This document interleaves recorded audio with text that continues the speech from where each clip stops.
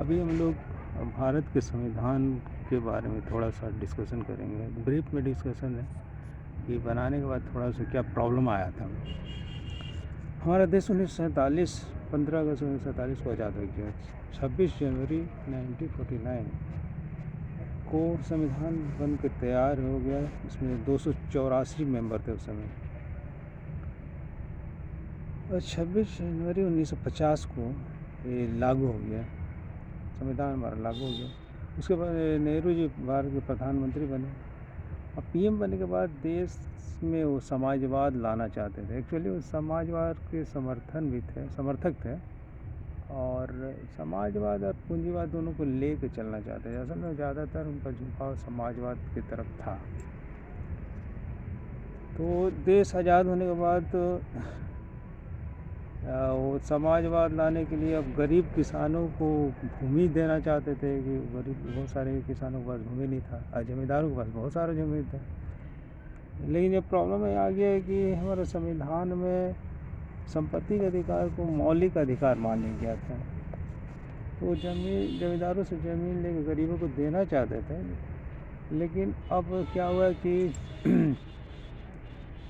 जमींदार वर्ग के लोग नाराज़ हो गए, बोले कि आप कैसे दे सकते हैं, क्योंकि वो तो हमारा मौलिक अधिकार है।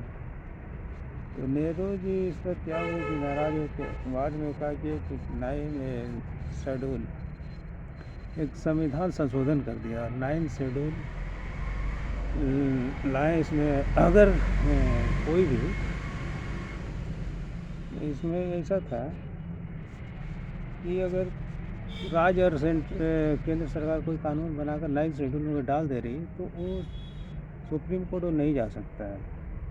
सुप्रीम कोर्ट में उसको तो ये फिर केशवानंद भारती बाद में नाराज बोले कि नहीं, हमारे आर्टिकल 13 में तो लिखा गया है कि कोई भी सरकार ऐसा कानून नहीं बना सकती जो मौलिक अधिकार के खिलाफ हो।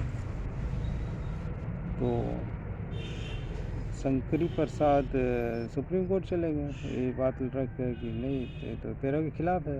368 में झगड़ा हो गया। 368 में कानून का संशोधन कर सकते हैं और 13 में लिख दिया गया है कि कोई मौलिक अधिकार का अगर हनन होता है, सरकार उस पर कोई संशोधन नहीं कर सकती उस कानून। तो इसका हवाला दिया शंकरी प्रसाद ने।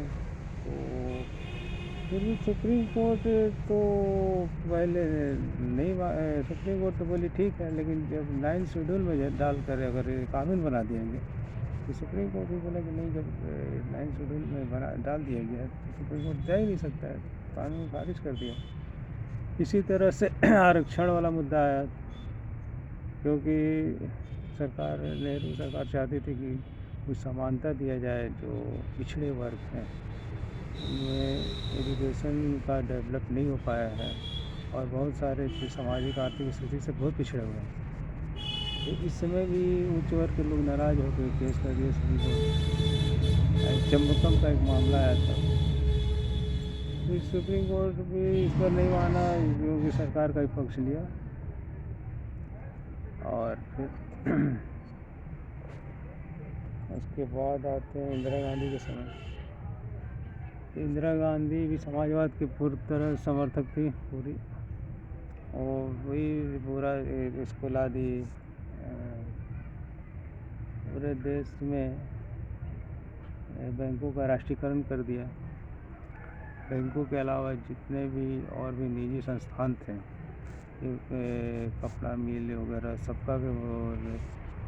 सबका राष्ट्रीयकरण कर दी। इंदिरा गांधी भी काफ़ी समाजवाद की समर्थक थी। वो 25 इसमें भी काफ़ी उसको प्रॉब्लम आया, इसमें सारा केस हुआ। तो फिर उन्होंने संशोधन कर दिया, 25वां संशोधन करके हमारे देश का सभी बैंकों का, इंश्योरेंस कंपनी का राष्ट्रीयकरण किया। और उसके बाद 26वां संशोधन में भी पीवी पर्स का मामला है। सभी राजाओं का जो पेंशन लेने का अधिकार था वो सब छीन लिया। सरकार ने सारे चीज़ें हटा दी। हम लोग एकदम पे रोड पे आ गए, हम लोग की स्थिति बहुत ख़राब हुई है। उसके बाद आते हैं किसमें ये सब तो चल ही रहा था। लास्ट में गोलकनाथ एक मामला आया, उसके बाद केशवानंद भारती एक मामला आया।